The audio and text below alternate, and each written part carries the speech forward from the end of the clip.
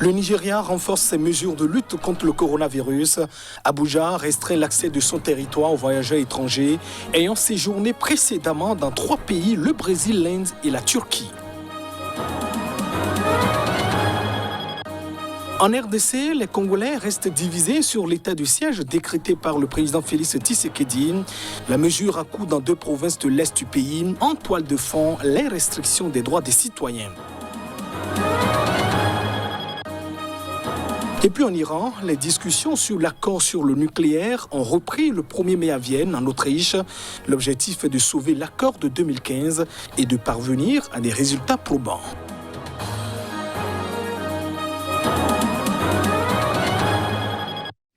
Voilà pour le sommaire de ce journal. Bienvenue dans cette édition.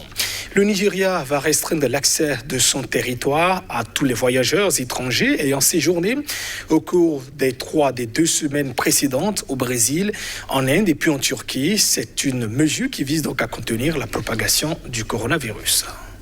Le Nigeria ferme ses frontières aux voyageurs en provenance du Brésil, de l'Inde et de la Turquie. Cette mesure ne s'applique pas aux passagers ayant effectué un transit par l'un de ces pays, a précisé dans un communiqué le comité présidentiel de lutte contre la COVID-19. Le comité explique avoir pris cette décision sur la base d'une évaluation du risque prenant en compte l'épidémiologie, la prévalence de variants inquiétants et le volume moyen de passagers entre le Nigeria et chaque pays, entre autres indicateurs. Les citoyens nigérians et les résidents permanents au Nigeria qui se sont rendus dans au moins un de ces 3 pays dans les 14 derniers jours devront à leur arrivée se soumettre à une quarantaine obligatoire d'1 semaine dans une structure homologuée par le gouvernement selon le communiqué. De plus, tout passager arrivant au Nigeria devra désormais présenter un test négatif au Covid-19 de moins de 72 heures et non plus de 96 heures. Le pays le plus peuplé d'Afrique compte officiellement plus de 165 000 cas de coronavirus pour 1954 décès. Mais ces bilans sont jugés sous-évalués en raison du faible nombre de tests réalisés par rapport à ces plus de 200 millions d'habitants. Au Bénin, Wenceslas Maussi espère en pratique info-numérique et médiatique a entrepris une tournée citoyenne dans plusieurs villes du pays. Le directeur général adjoint de l'École nationale des sciences et techniques de l'information et de la communication est convaincu que les populations ont besoin d'être éduquées aux médias et à l'information. Avec 7 séminaires animés et plus de 700 km parcourus, la première phase du projet a pris donc en compte cette localité du pays. L'objectif est de renforcer les capacités des jeunes sur la déconstruction des fausses informations. Écoutons-le pour plus de précision. C'est une tournée citoyenne de déconstruction des infos, c'est-à-dire que je vais de façon un peu populaire au contact des jeunes leaders de nos contrées, qu'ils soient lettrés ou non, qu'ils soient des artisans, des enseignants, des maraîchers, des jardiniers et tout. Et je leur explique la prise de conscience qu'ils doivent avoir aujourd'hui par rapport à la question de l'infox. Et donc, j'essaie d'expliquer qu'une culture informationnelle, l'esprit critique par rapport à ce qu'on a et le recul informationnel qu'on peut avoir permet de stopper tout au moins les fausses informations. Mais au fond, ce que nous faisons participe de ce que l'UNESCO a déjà appelé l'éducation aux médias et à l'information. En République démocratique du Congo, le président Félix Tshisekedi a décrété l'état de siège dans 2 provinces de l'Est du pays, frappées par les violences des groupes armés et des massacres de civils. C'est ce qu'a donc indiqué le porte-parole du gouvernement. Détail.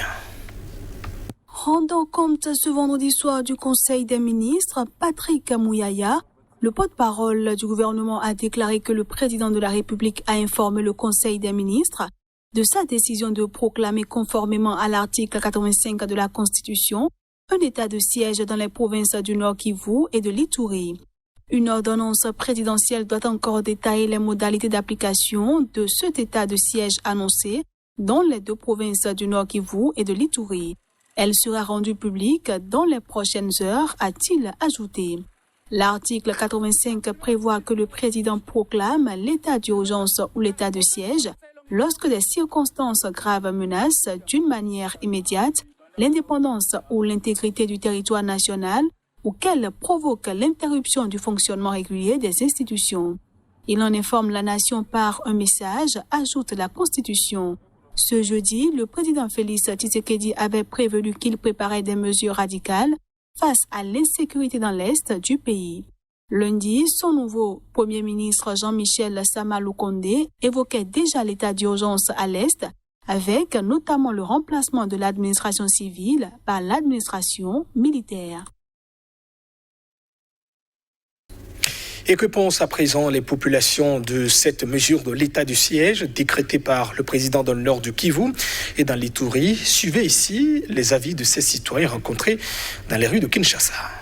Et donc la décision du chef de l'État, quand elle rentre directement dans l'intérêt de la population, et si elle va faire revenir, elle va faire à ce que la sécurité puisse revenir en province du Nord Kivu et en Ituri, et bien sûr partout en RDC, et donc c'est une bonne décision, et qu'elle peut être impopulaire, mais elle revient à une bonne décision du fait qu'elle va aider, conformément à ce qu'a dit le chef de l'État et le Premier ministre, à contrôler la question sécuritaire au Nord. La population ici au Nord Kivu se pose beaucoup de questions. Vous savez, ce qui dit état de siège, ça veut dire qu'il y aura beaucoup de restrictions au niveau de la population. Et au niveau de toute la province, il y a l'administration qui ne va plus être la même, les autorités ne vont plus être les mêmes. Et la population sait qu'elle a une armée, des gens qui se sacrifient, mais parmi ces gens-là de l'armée, il y a des affairistes. Des gens qui font du commerce des véhicules, du commerce de l'or, du commerce du bois, du commerce du cacao. Et c'est autant de questions que nous nous posons. Est-ce que le chef de l'État a pu mûrir vraiment cette décision? En Somalie, le président Mohamed Abdullahi Mohamed charge son Premier ministre d'organiser dans les meilleurs délais les prochaines élections. Une décision susceptible d'apaiser les tensions très vives dans ce pays. Détail. Le président Mohamed Abdullahi Mohamed a définitivement abandonné la prolongation de 2 ans de son mandat présidentiel adopté le 12 avril. Il l'a matérialisé à travers un court discours prononcé devant les députés, se pliant du coup à l'appel de l'opposition pour une élection inclusive. Je veux qu'il soit clair que le Premier ministre Mohamed Hussein Rebel sera en charge de la préparation, du déroulement et de la sécurité de l'élection. Pour les députés s'étant insurgés contre la prolongation du mandat du président sortant, c'est un soulagement.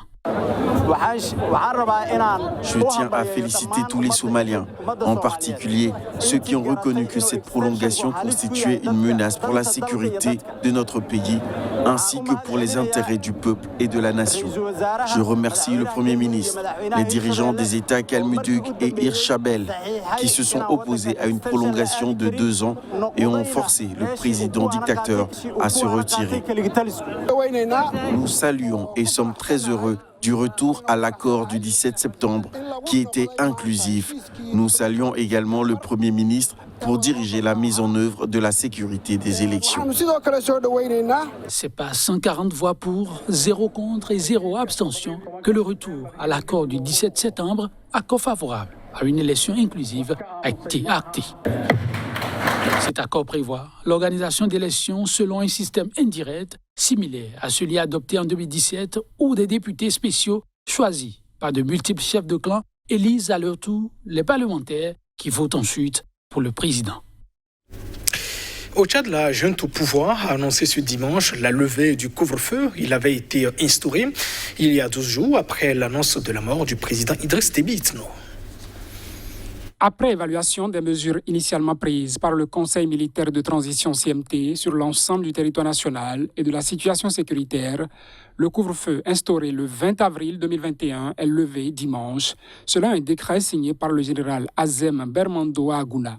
Ce couvre-feu, initialement instauré de 18h à 5h sur l'ensemble du territoire, avait ensuite été ramené de 20h à 5h.